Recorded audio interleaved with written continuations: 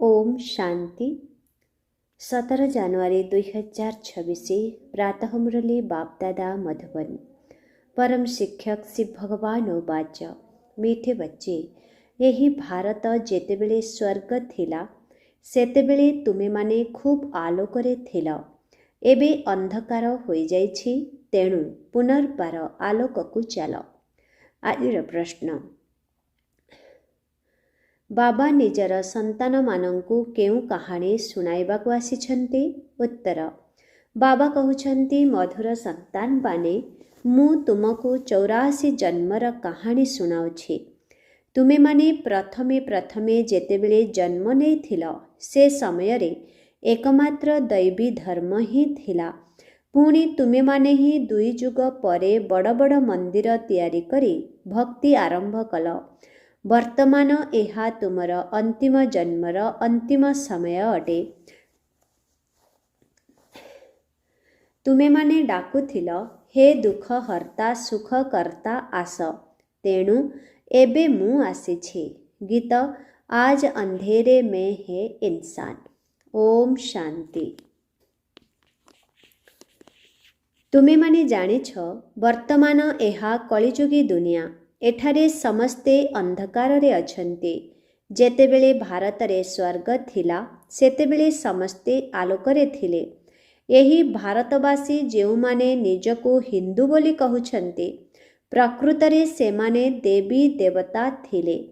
भारत रे जेतेबेले समस्ते स्वर्गवासी थिले सेतेबेले आउ कौनसी धर्म नथिला, केवल गोटिए धर्म थिला, स्वर्ग, वैकुंठ, बहिस्थ, हेवेन। ए सबु एही भारतर नाम थिला। भारत पवित्र एवं प्राचीन धनवान थिला। एबे तो भारत कांगाल होई जाइछि, काहेकि ना एबे कलिजुग। तुमे माने मध्य जानिछ जे आमे समस्ते अंधकार रे अछु। जेतेबेले स्वर्ग रे थिले सेतेबेले आलोकरे थिले। श्री लक्ष्मी श्री नारायण स्वर्गर राज राजेश्वरी श्री लक्ष्मी श्री नारायण स्वर्गर राज राजेश्वर राज राजेश्वरी थिले। ताकु सुख धाम कुहा जाउथिला।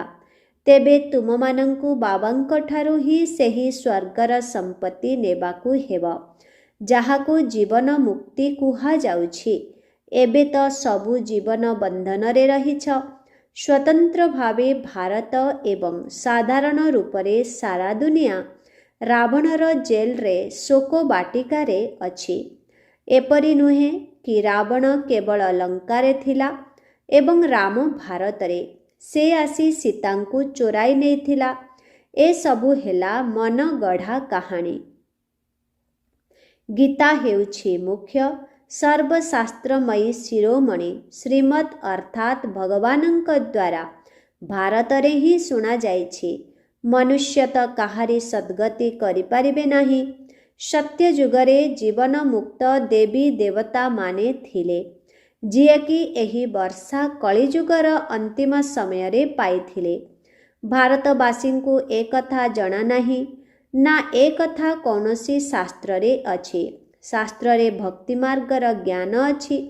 सद्गति मार्गर ज्ञान मनुष्य मानंको बिल्कुल जଣା नाही। समस्ते भक्ति ही सिखाई थांती। कहउछन्ति शास्त्र पढ़, दान पुण्य कर। यही भक्ति द्वापर जुगरु चाली आसुछि। सत्य जुग एवं त्रेता जुगरे ज्ञानर प्रारब्ध रहिछि। एपरि नुहे कि सेठारे मध्य एही ज्ञान मिलिब। भारतकु एही वर्षा संगम जुगरे बाबांक ठारु मिलिथिला, जाहाकि पुणी एबे मिलुछि। भारतवासी जेतेबेले नरकवासी बेहद दुखी होई जाउछन्ति, सेतेबेले जाई तांकु डाकुछन्ति, हे पतित पावन दुख हर्ता सुख कर्ता। काहार? समस्तंकर। काहेकि ना स्वतंत्र रूपे भारत साधारण भावे सारा दुनिया रे 5 विकार रहिछि। बाबा हेउछन्ति पतित पावन। बाबा कहउछन्ति ମୁଁ କଳ୍ପ କଳ୍ପ କଳ୍ପର ସଙ୍ଗମ ଯୁଗରେ ଆସୁଛି ଏବଂ ସମସ୍ତଙ୍କର ସଦ୍ଗତି କରୁଛି। ଅହଲ୍ୟା, ଗଣିକା ଏବଂ ଯେଉଁ ସବୁ ଗୁରୁମାନେ ଅଛନ୍ତି ସେ ସମସ୍ତଙ୍କର ଉଦ୍ଧାର ମଧ୍ୟ ମୋତେ ହିଁ କରିବାକୁ ପଡ଼ୁଛି, କାହିଁକିନା ଏହା ହେଉଛି ପତିତ ଦୁନିଆ। ସତ୍ୟ ଯୁଗକୁ ପବିତ୍ର ଦୁନିଆ କୁହାଯାଏ। ଭାରତରେ ଏହି ଲକ୍ଷ୍ମୀ ନାରାୟଣଙ୍କର ରାଜ୍ୟ ଥିଲା। ଭାରତବାସୀ ଏକଥା ଜାଣିନାହାନ୍ତି ଯେ ଏହି ଲକ୍ଷ୍ମୀ ନାରାୟଣ ସ୍ୱର୍ଗର ମାଲିକ ଥିଲେ। ପତିତ ଖଣ୍ଡ ଅର୍ଥାତ୍ ମିଥ୍ୟାର ଦୁନିଆ, ପାବନ ଖଣ୍ଡ ଅର୍ଥାତ୍ ସତ୍ୟ ଦୁନିଆ। ଭାରତ ପବିତ୍ର ଭୂମି ଥିଲା। ଏହି ଭାରତ ହେଉଛି ଅବିନାଶୀ ରାଷ୍ଟ୍ର, ଯାହାର କେବେ ବି ବିନାଶ ହୁଏ ନାହିଁ। ଯେତେବେଳେ ଲକ୍ଷ୍ମୀ ନାରାୟଣଙ୍କର ରାଜ୍ୟ ଥିଲା ସେ ସମୟରେ ଆଉ କୌଣସି ରାଷ୍ଟ୍ର ନଥିଲା।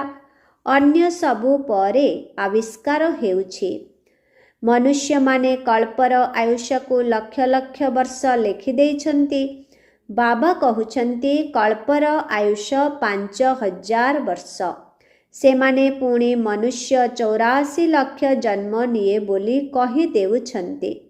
ମନୁଷ୍ୟକୁ କୁକୁର, ବିଲେଇ, ଗଧ ଇତ୍ୟାଦି ଯୋନିରେ ନେଉଛି ବୋଲି କହିଦେଉଛନ୍ତି, କିନ୍ତୁ କୁକୁର ବିଲେଇଙ୍କର ଜନ୍ମ ଅଲଗା। ଦୁନିଆରେ ତ 84 ଲକ୍ଷ ଯୋନି ରହିଛି। ମନୁଷ୍ୟମାନଙ୍କର ତ ଭେରାଇଟି ଗୋଟିଏ ହିଁ ଅଟେ, ତାଙ୍କର ହିଁ 84 ଜନ୍ମ ଅଟେ।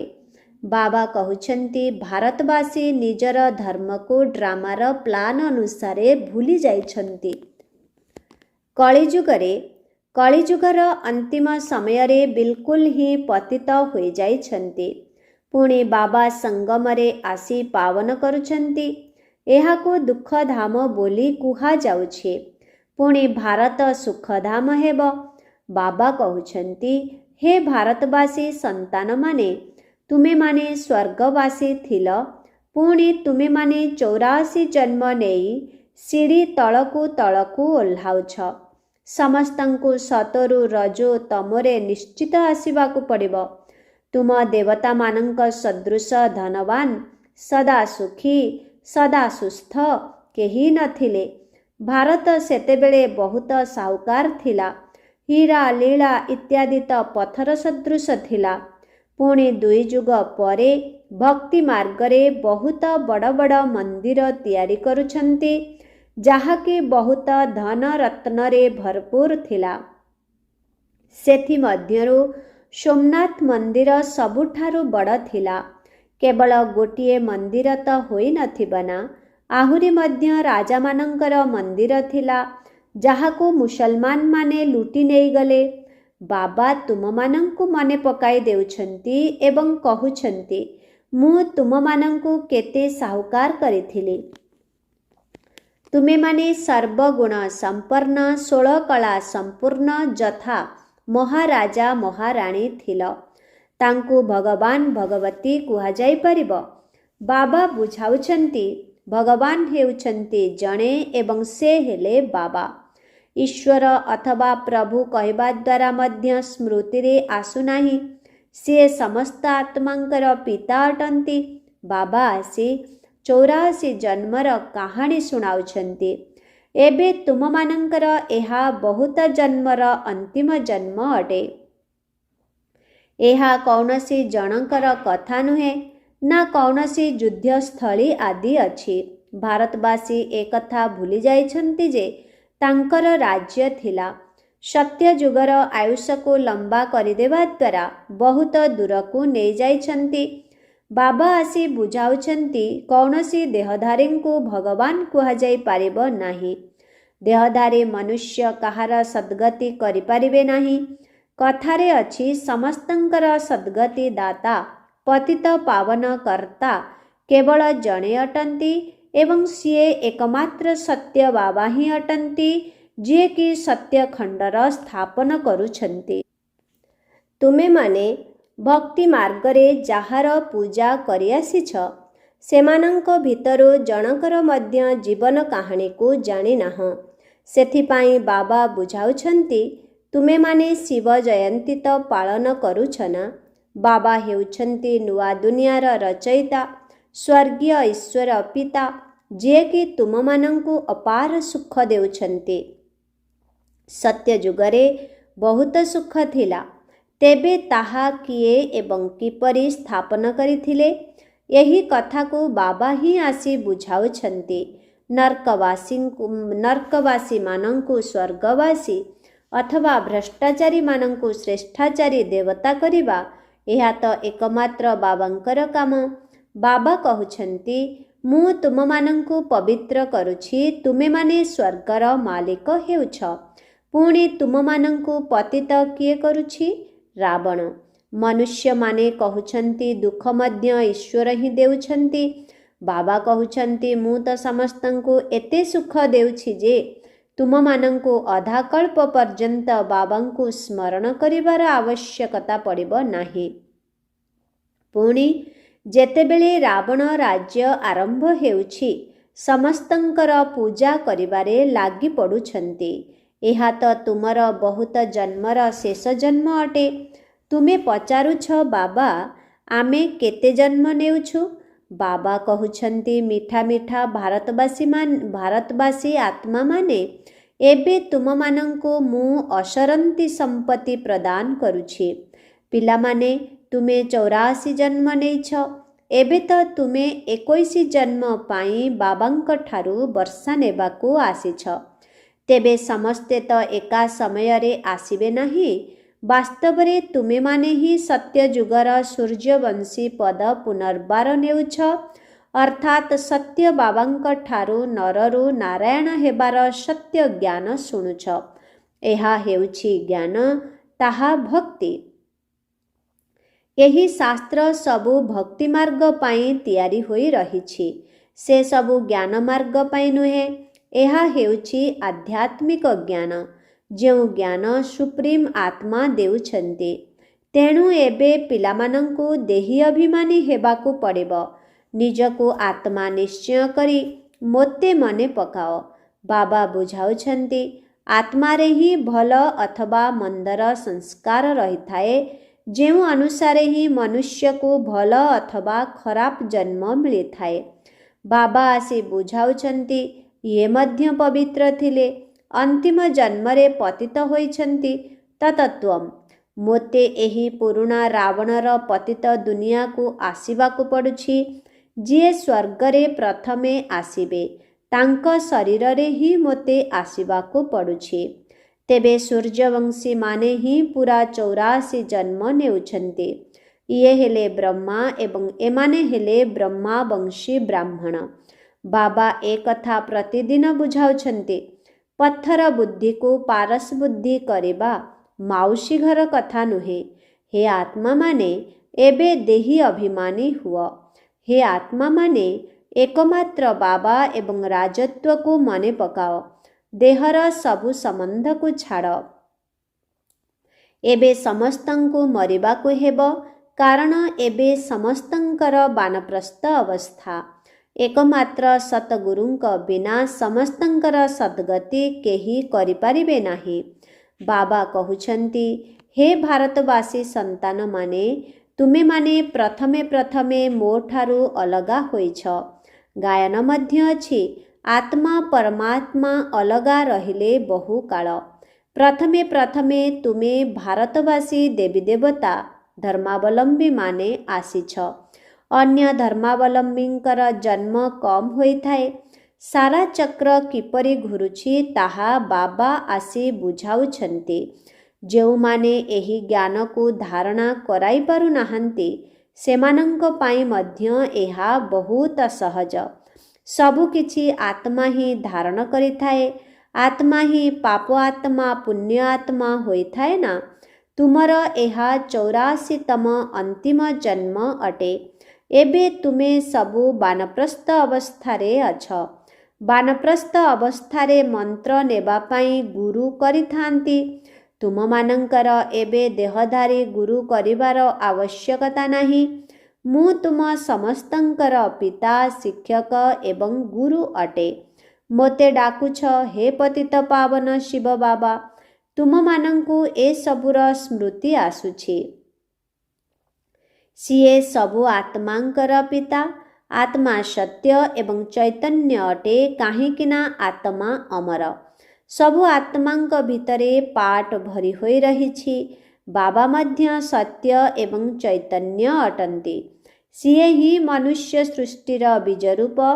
ତେଣୁ କହୁଛନ୍ତି, ମୁଁ ସାରା ସୃଷ୍ଟି ରୂପୀ ବୃକ୍ଷର ଆଦି ମଧ୍ୟ ଅନ୍ତକୁ ଜାଣିଛି। ସେଥିପାଇଁ ମୋତେ ଜ୍ଞାନର ସାଗର ବୋଲି କୁହାଯାଉଛି। ତୁମ ପାଖରେ ମଧ୍ୟ ସମସ୍ତ ଜ୍ଞାନ ରହିଛି। ବୀଜରୁ ବୃକ୍ଷ କିପରି ବାହାରୁଛି? ବୃକ୍ଷକୁ ବଢ଼ିବାରେ ସମୟ ଲାଗୁଛି ନା? ବାବା କହୁଛନ୍ତି, ମୁଁ ବୀଜରୂପ ଅଟେ। ଅନ୍ତିମ ସମୟରେ ସାରା ବୃକ୍ଷର ଜୀର୍ଣ୍ଣଶୀର୍ଣ୍ଣ ଅବସ୍ଥା ହୋଇଯିବ। ଏବେ ଦେଖ, ଦେବୀ ଦେବତା ଧର୍ମର ମୂଳଦୁଆ ନାହିଁ, ପ୍ରାୟ ଲୁପ୍ତ ହୋଇଯାଇଛି। ଦେବତା ଧର୍ମ ଲୁପ୍ତ ହୋଇଗଲେ ବାବାଙ୍କୁ ଆସିବାକୁ ପଡ଼ୁଛି। ବାବା ଗୋଟିଏ ଧର୍ମର ସ୍ଥାପନା କରୁଛନ୍ତି, ବାକି ସବୁ ଧର୍ମକୁ ବିନାଶ କରିଦେଉଛନ୍ତି। ପ୍ରଜାପିତା ବ୍ରହ୍ମାଙ୍କ ଦ୍ୱାରା ବାବା ଆଦି ସନାତନ ଦେବୀ ଦେବତା ଧର୍ମର ସ୍ଥାପନା କରୁଛନ୍ତି।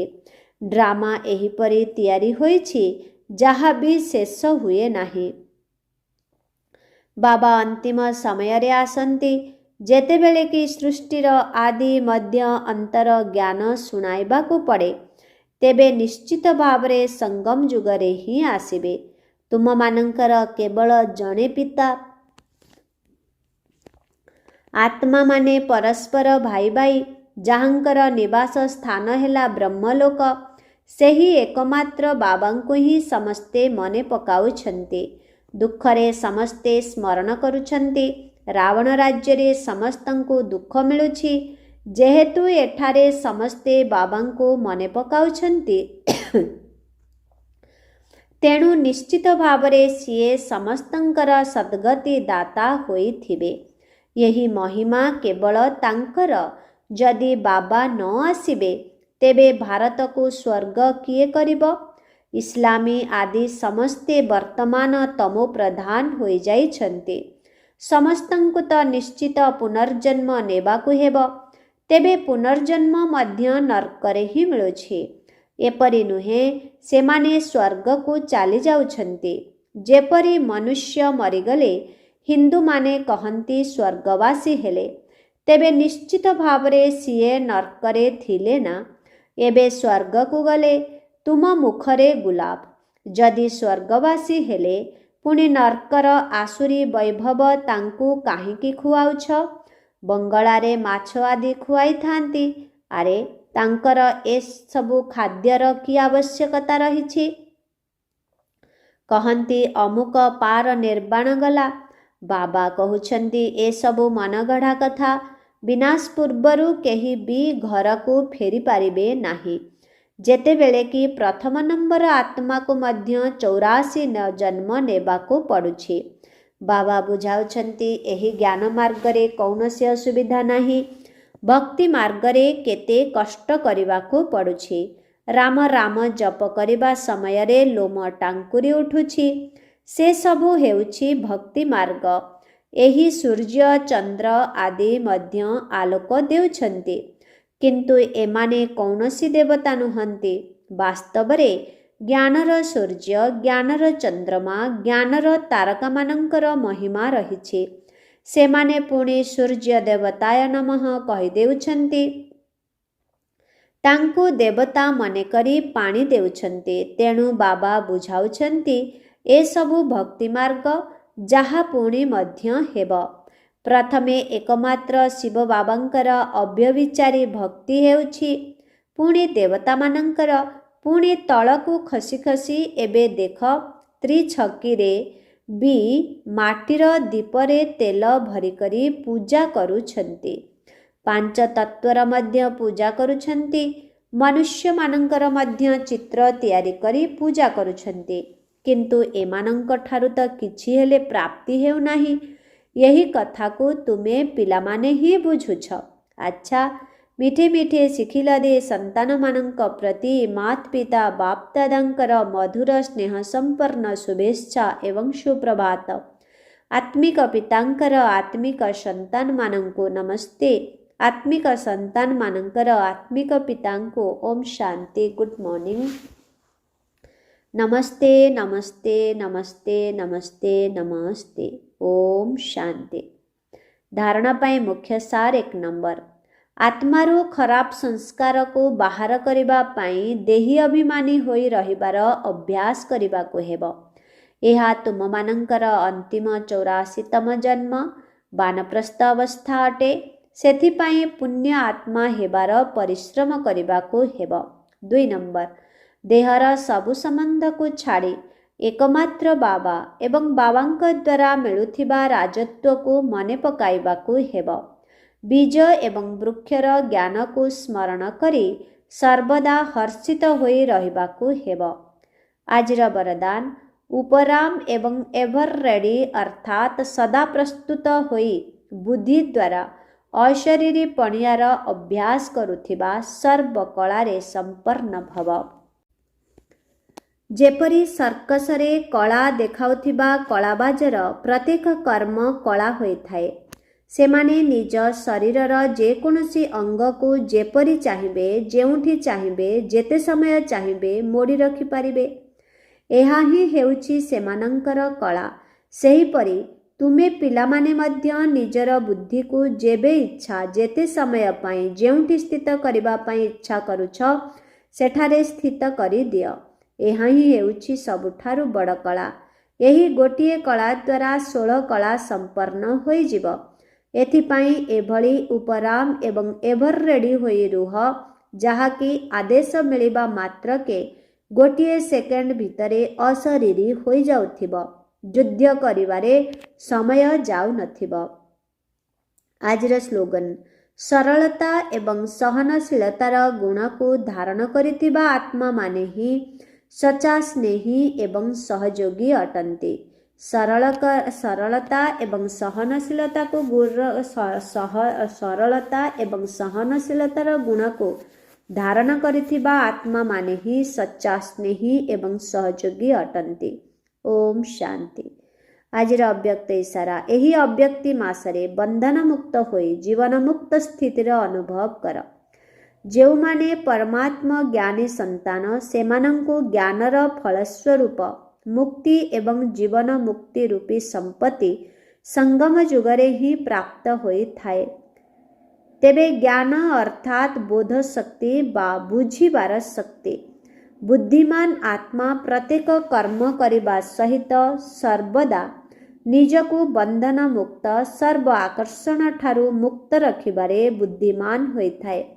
सेमानंकर प्रत्येक संकल्प वाणी कर्म एवं संबंध संपर्क रे मुक्ति जीवन मुक्तिर स्थिति देखा जाय थाए जहाको न्यारा प्यारा स्थिति कुहा जाए। ओम शांति।